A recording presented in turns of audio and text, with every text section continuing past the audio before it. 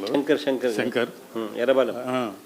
అయితే 3 ఎకరాలు కూడా ఒక సిఆర్డే ప్లాన్లో చేనికి అయితే రోడ్డు లేదు సార్. ఇప్పుడు కావాలని చెప్పి ఆ రోడ్డు లేని దానికి కూడా రోడ్డు పెట్టేసి నాకు రెండు నోటీసులు ఇచ్చారు సార్. ఎల్పిఎస్ ఒకటి ఇచ్చారు, ట్రంక్ అండ్ ఇన్ఫ్రాస్ట్రక్చర్ ఓ నోటీస్ ఇచ్చారు సార్. 3 ఎకరాలు రోడ్డు కింద పెట్టేశారు సార్.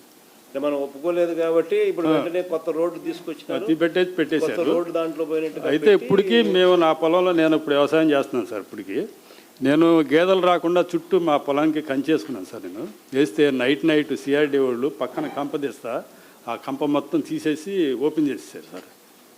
ఇక నేను ఇప్పుడు పైర్లు దాంట్లో మళ్ళీ పైరు వేయడానికి లేకుండా నన్ను డిస్టర్బ్ చేసేసారు సార్.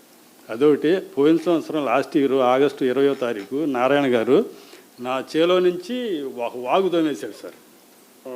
నీళ్లు ఫ్లడ్ వచ్చినప్పుడు అప్పుడు ఫ్లడ్ వచ్చి మొత్తం మునిగిపోయింది చూడండి అన్న.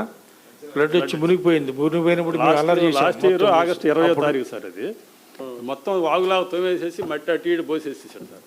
వాగులాగా వేసేసాడు చేను మొత్తం. చేసేస్తే తర్వాత నేను మా ఊళ్ళో ఒక తెలుగుదేశం నాయకుడు ఉంటే ఏంటి చేశారని చెప్పి అడిగితే, నీకెందుకు నేను చేపిస్తాను అది ఇది అని చెప్పేసి అతను చేతులు ఎత్తేసాడు సార్. చేయలే. నేను సిఆర్డీ ఆఫీస్ చుట్టూ తిరిగి ఒక 3 నెలలు తిరిగాను సార్. తిరిగి చేస్తే లాస్ట్కి ఇప్పుడు వాగుదోమే కాంట్రాక్టర్కి చెప్పారు దాన్ని పోడ్చమని. ఈ 3 నెలలు 4 నెలల్లో ఆ తీసిన మట్టి మొత్తం నైట్ తీసుకెళ్ళిపోయారు సార్. అమ్మేసుకున్నారు.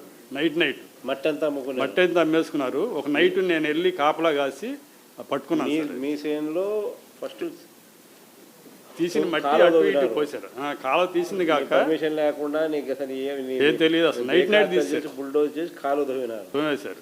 కాలువ మట్టి అమ్మేసేసుకున్నారు. అయితే మళ్ళీ నైట్ వెళ్ళి నేను పట్టుకున్నాను సార్. నా 2 లారీలను ఒక పెద్ద ప్రొక్లియనరు పట్టుకుని పోలీస్ కేసు పెట్టి లోపల ఇప్పించాను సార్.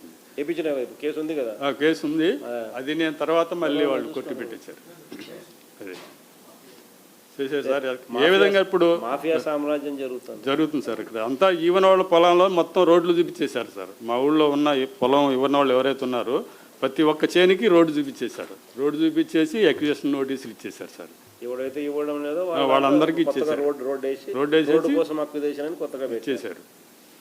ఇప్పుడు వాళ్ళు పూలింగ్ ఇచ్చాం సార్. ఇచ్చినా కానీ ఇప్పుడు వాడు వచ్చే 1200 గజాలు 1250 గజాలు ఇస్తున్నారు కదా సార్. ఆ ప్లాట్ తీసుకుని ఆ ప్లాట్లో నాకేమన్నా పంట పనికి వచ్చిందా సార్? అది ఏం చేయాలి నేను? మా పిల్లల భవిష్యత్తు ఏంటి, మా భవిష్యత్తు ఏంటి? ఆ ప్లాట్ తీసుకున్నా కానీ దాన్ని అమ్ముకోవాలి. అమ్ముకుని అమ్మేసుకున్న తర్వాత నాకు ఇంక అక్కడ ఏం పని ఉంటుంది సార్? నాకేం భవిష్యత్తు ఏముంటుంది అక్కడి నుంచి నేను వెళ్ళిపోవాలి, వేరే చోటుకి వెళ్ళిపోవాలి. ఇక్కడ రాజధానిలో జరిగే సిచ్యువేషన్ కూడా అదేం సార్. ఇప్పుడు ఏంటంటే ఇప్పుడు ప్లాట్ ఇస్తాడు, ప్లాటు అమ్ముకుంటాం. అమ్ముకున్న తర్వాత మనకి అక్కడ పనే ఉంటుంది సార్. మన భవిష్యత్తు ఏముంది? మన భవిష్యత్తు ఎత్తుకొని మళ్ళీ వేరే ఊరికి వెళ్ళిపోవాలి. ఈ రాజధానిలో చివరికి జరిగేది ఏంటంటే, ఆ గవర్నమెంట్ ఉంటే మాత్రం చివరికి రాజధానిలో పేదలు అనేవాళ్ళు ఎవరు ఉండరు, మొత్తం వెళ్ళిపోవాల్సింది సార్. ఆ ప్లాట్లు కూడా కొనేది కూడా వాళ్లే సార్.